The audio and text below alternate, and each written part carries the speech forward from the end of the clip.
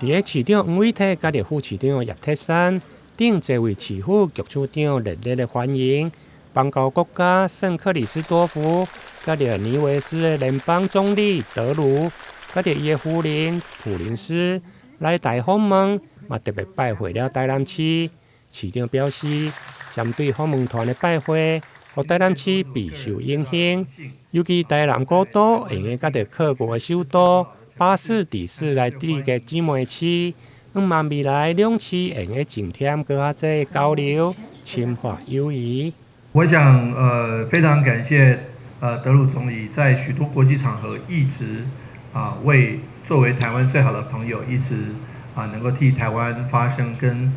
台灣一直強烈的支持台灣。我要代表我們台南市所有的市民朋友們，感謝德魯總理以及各位貴賓，也非常感謝范天華大使能夠提議讓台南市跟巴士底市能夠締結姐妹市。我們知道巴士底市也是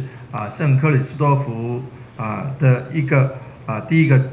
城市，也是首都。那我想在這個締約的儀式之後，我們除了兩國之間，我們兩個城市之間也是最好的朋友，也希望能夠深化彼此的友誼，能夠加強彼此的交流。就這樣子，我們過去客國以及台灣在過去的20年，其實已經達到非常多的目標了。我們共同攜手做了非常多事情，所以無論是跟台南市、台北市，我們都希望說這樣的進步是無極限的。所以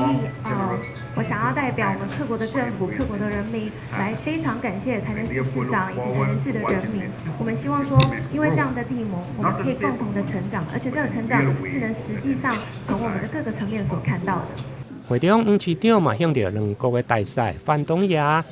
陶令文表達感謝，在兩位大使的協助下，促成這間的締盟，嘛讓兩市有緣來作為姊妹市。台南新聞綜合報道。